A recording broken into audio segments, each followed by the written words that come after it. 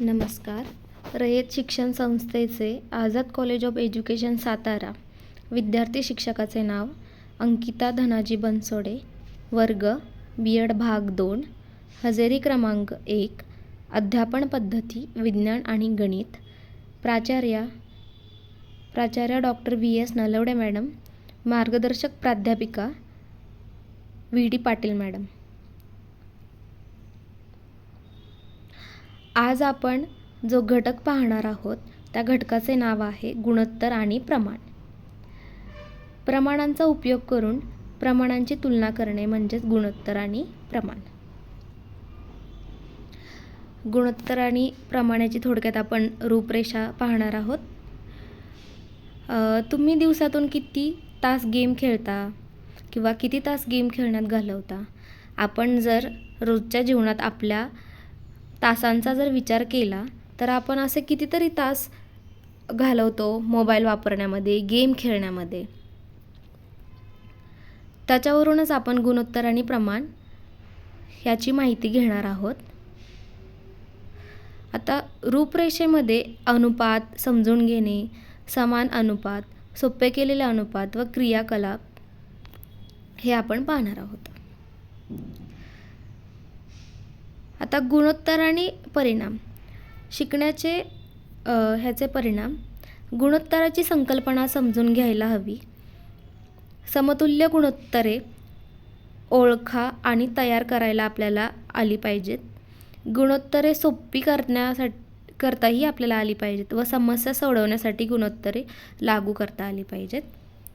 काही उदाहरणांच्या माध्यमातून आपण समजून घेणार आहोत. समजा गुणोत्तर आणि प्रमाण समजून घेण्यासाठी आधी आपण प्रमाण म्हणजे काय समजून घेणार आहोत. एका वस्तूची दुसऱ्या वस्तूशी तुलना करण्यासाठी गुणोत्तराचा वापर केला जातो. ते A/B या स्वरूपात लिहिले जाते, जे A ते B असे वाचले जाते. म्हणजेच काय, पुन्हा एकदा डेफिनेशन पाहूया. एका वस्तूची दुसऱ्या वस्तूशी तुलना करण्यासाठी गुणोत्तरांचा वापर केला जातो. ते A/B या स्वरूपात लिहिले जाते, जे A ते B असे वाचले जाते. म्हणजे A/Bलाच कसे वाचले जाते, A ते B असे. एक उदाहरण पाहूया. सफरचंदाच्या संख्येचे केळीच्या संख्येशी असलेले गुणोत्तर प्रमाण. आता बघा, आपल्याला चित्रामध्ये किती सफरचंद दिसत आहेत, तर 2 सफरचंद दिसत आहेत. तसंच केळाचं प्रमाण किती आहे, 1, 2, 3, 4 आणि 5. 5 केळे दिसत आहेत. म्हणजेच काय, प्रत्येकी 5 केळांच्या मागे 2 सफरचंद आहेत. म्हणजेच आपण ते लिहिताना कसं लिहिणार, 2 ते 5 म्हणजे 2/5. हे झालं प्रमाण. आता गुणोत्तराचे वेगवेगळे प्रकार ते आपण समजून घेऊयात. आपण गुणोत्तरे वेगवेगळ्या रूपात व्यक्त करू शकतो. जसे आता ह्या पण चित्रामध्ये 2 सफरचंद आणि 5 केळी दिसत आहेत. तर हे गुणोत्तराच्या वेगवेगळ्या प्रकारामध्ये कसं लिहितात, तर पहिला आहे 2/5 म्हणजे भाग ते भाग गुणोत्तर. दुसरा प्रकार आहे 2/7 म्हणजे भाग ते पूर्ण गुणोत्तर.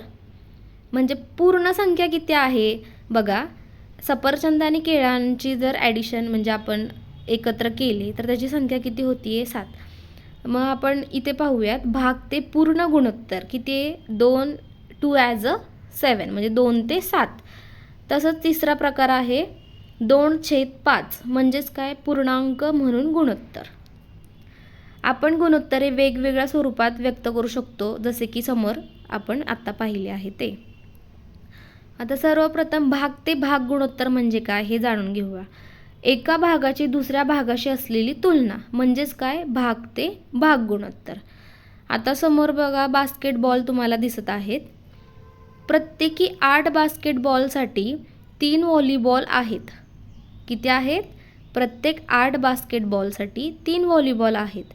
म्हणजेच काय, भाग ते भाग गुणोत्तर लिहिताना जे पिवळ्या रंगात आहेत ते 3 व्हॉलीबॉल आहेत आणि प्रत्येकी 8 बास्केटबॉलसाठी किती, 3 आहेत म्हटल्यानंतर जे नारंगी रंगात आहे ते किती आहेत? 8 व्हॉलीबॉल आहेत. म्हणजेच काय, भाग ते भाग गुणोत्तर लिहिताना कसं लिहिणार आपण? 3 ते 8 असं लिहिणार. तसंच पुढचा प्रकार आहे भाग ते संपूर्ण गुणोत्तर. आता बघा, भाग ते संपूर्ण गुणोत्तर म्हणजे काय? एका भागाची संपूर्ण किंवा एकूण प्रमाणाशी तुलना करणे म्हणजेच काय? भाग ते संपूर्ण गुणोत्तर होय. आता चित्रामध्ये जे 3 आपल्याला दिसत आहेत ते व्हॉलीबॉल पिवळ्या रंगामध्ये आहेत आणि जे नारंगी रंगाचे आहेत ते बास्केटबॉल आहेत. आता पहिलं उदाहरण आपण पाहूया. एकूण 3 व्हॉलीबॉल आणि 11 चेंडू आहेत. म्हणजे ह्याचं आपण कसं विभागणी केलेली आहे? जे पिवळ्या रंगाचे आहेत ते काय? व्हॉलीबॉल आहेत. ते किती आहेत? 3. आणि पूर्ण जर संख्या आपण विचारात घेतली म्हणजेच काय? भाग ते संपूर्ण गुणोत्तर म्हणजे किती बॉल आहेत? एकूण बॉल आहेत 11. म्हणून भाग ते संपूर्ण गुणोत्तर लिहिताना 3 ते 11 म्हणजे भाग हा 3 राहणार आणि संपूर्ण गुणोत्तर म्हणजे 3 ते 11 असं येणार. म्हणजे काय? 3 ॲज अ 11. आता दुसरं काय लिहिलेलं आहे? एकूण 8 बास्केटबॉल आणि 11 चेंडू आहेत. चेंडू तर 11 आहेत, पण त्याच्यामधले व्हॉलीबॉल किती आहेत? 3 आणि बास्केटबॉल किती आहेत? 8. म्हणून तेही लिहिताना आपण कसं लिहिणार? 8 ते 11 म्हणजे 8 हा भाग असेल आणि 11 हे संपूर्ण असेल.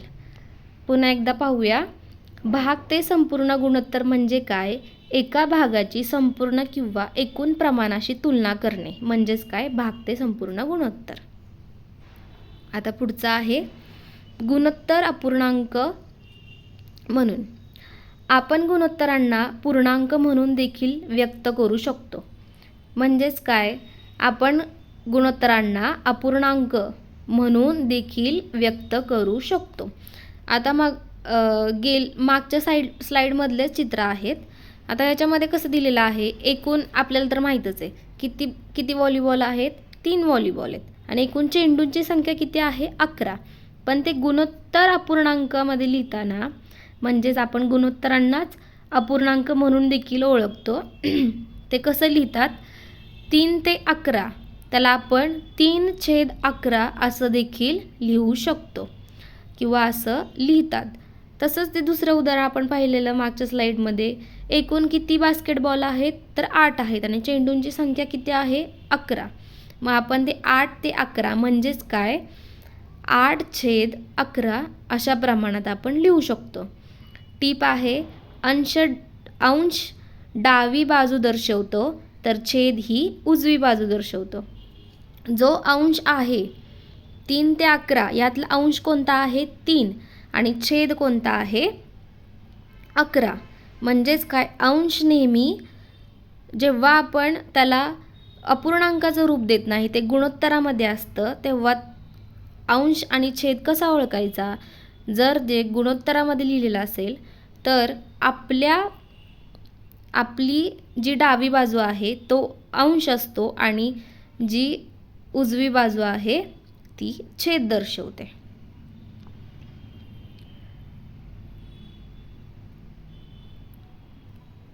आता इथे काही प्रश्न विचारलेले आहेत. तर भाग ते भाग पाहिला आपण, संपूर्ण भाग पाहिला आणि अपूर्णांक देखील भाग पाहिलेला आहे. हे प्रकार आपण पाहिलेले आहेत. इथे काय दिलेलं आहेत? काही संत्र्यांचे चित्र दिलेले आहेत, काही लिंबूचे दिलेले आहेत. तर संत्र्यांचे लिंबूचे असलेले गुणोत्तर वेगवेगळ्या प्रकारांमध्ये व्यक्त करा. आता इथे त्याचं उत्तर आहे. इथं काय दिलेलं आहे?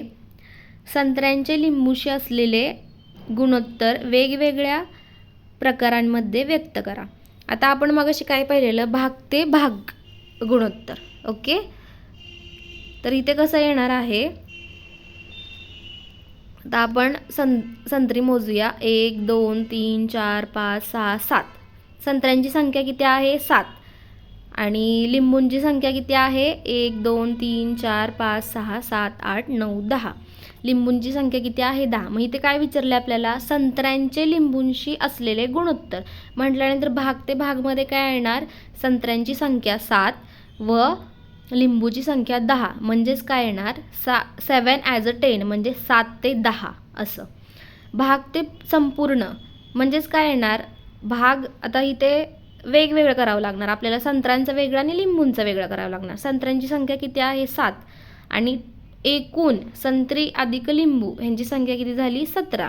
म्हटल्यानंतर भाग ते संपूर्ण भागमध्ये आपण काय लिहिणार 7 ते 17.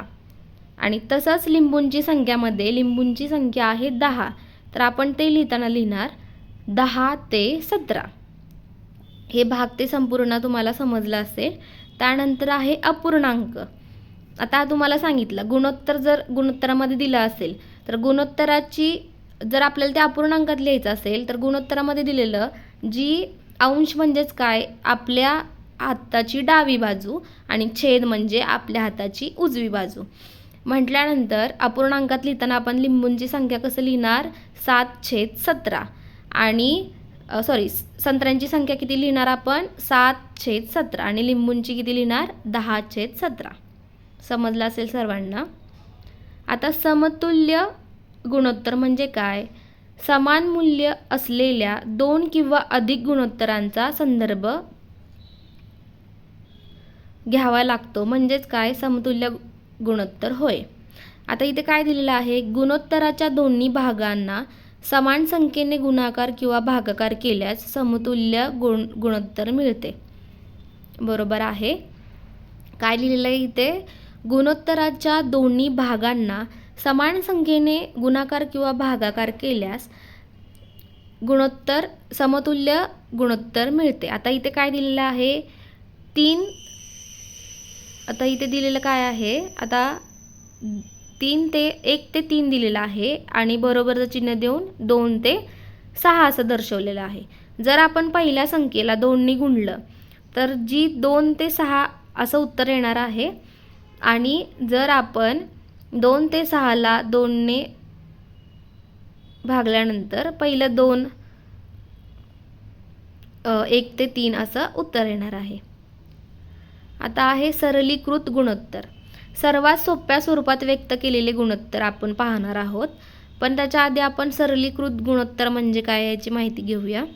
गुणोत्तराच्या दोन्ही भागांना एका सामान्य घटकाने भागल्यास एक सरलीकृत गुणोत्तर मिळते. काय म्हटलेलं आहे, गुणोत्तराच्या दोन्ही भागांना एका सामान्य घटकाने भागल्यास एक सरलीकृत गुणोत्तर आपल्याला मिळते. म्हणजेच काय, आता 5 ते 10 असं आपल्याला गुणोत्तर दिलेलं आहे, तर त्याला जर आपण 5ने भागलं म्हणजेच काय, आता 5च्या पाड्यामध्ये या दोन्ही संख्या येतात म्हटल्यानंतर आपण जर त्याला 5ने भागलं म्हटल्यानंतर 5 एके 5 म्हणजे किती येणार 1 आणि 5 एके 5 5 2 10 म्हणजेच किती येणार 2 म्हणजे 1 ते 2 म्हणजे 1 ॲज अ 2 असं त्याचं उत्तर येणार. आता थोडा आपण विचार करूया. एक प्रश्न विचारलेला आहे, जर तुम्ही तुमचा आवडता खेळ खेळण्यात दिवसातून 3 तास घालवले तर ते दाखवण्यासाठी तुम्ही कोणती सरलीकृत गुणोत्तर वापरू शकता. आता बघा आपण त्याच्यावरती विचार करूया. आपण किती तास वापरलेला आहे वरील प्रश्नामध्ये 3 तास. दिवसातून आपण किती खेळायचे 3 तास जर आपण गेम खेळलो आणि दिवसाचे तास किती असतात 24 तास. म्हटल्यानंतर ह्याला जर सरलीकृतमध्ये आपल्याला गुणोत्तर काढायचं असेल तर त्याचं उत्तर किती येणार. आता 3च्या पाड्यामध्ये 24 येतो आणि आपण ह्याला भाग घालूया. दोन्ही संख्यांना 3ने भाग घालवायचा.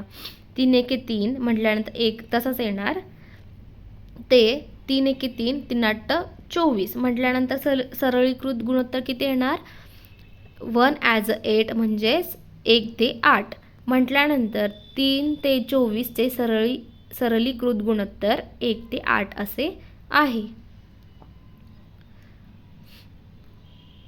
आत्ता तुम्ही काय काय शिकलेला आहात, तर दिलेल्या 2 संख्यांचे गुणोत्तर कल्पना करा आणि लिहा. त्याचबरोबर गुणोत्तर सुलभ करता येईल का हे तुम्ही पाहायचं आहे ना. त्यानंतर समतुल्य गुणोत्तर ओळखता येईल असे तुम्ही पाहिलेलं आहे. धन्यवाद. आता आपण थोडक्यात आढावा घेऊया.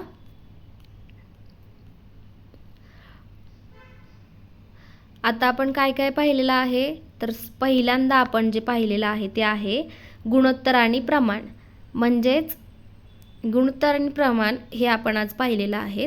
त्याची रूपरेषा आपण पाहिलेली आहे. एक तुम्हाला टास्कसारखंच एक मी प्रश्न विचारलेला आहे आणि आपण आज काय शिकणार आहोत याची देखील आपण खात्री करून घेतलेली आहे. त्यानंतर प्रमाण समजून घेऊन ते उदाहरणांच्या माध्यमातून आपण जाणून घेतलेलं आहे व ते कसे लिहितात. तसेच गुणोत्तराचे वेगवेगळे प्रकार आपण यात पाहिलेले आहेत. भाग ते भाग गुणोत्तर, भाग ते संपूर्ण गुणोत्तर व गुणोत्तर अपूर्णांकात कसं लिहितात ते देखील आपण पाहिलेलं आहे. एक चेक पॉईंट टास्क म्हणून आपण एक प्रश्न म्हणजे मी एक प्रश्न विचारलेला त्याचंसुद्धा आपण उत्तरपत्रिकाच्या स्वरूपात ते कसं सोडवलेलं आहे हे सुद्धा मी व्यवस्थित स्पष्ट करून सांगितलेलं आहे. त्यानंतर आपण समतुल्य गुणोत्तर म्हणजेच काय, गुणोत्तराच्या दोन्ही भागांना समान संख्येने गुणले किंवा भागले असता येणारे गुणोत्तर. आता सरळीकृत गुणोत्तरसुद्धा व्यवस्थित आपण पाहिलेला आहे. त्याच्यावरती आपण एक मी प्रश्न विचारलेला त्याच्यावरती आपण विचार करून ते सोडवलं देखील आहे व ते कसे लिहितात हे देखील पाहिलेलं आहे. तर आज आपण गुणोत्तर व प्रमाण याचा अभ्यास केला आहे. होप सो सर्वांना समजला असेल. धन्यवाद.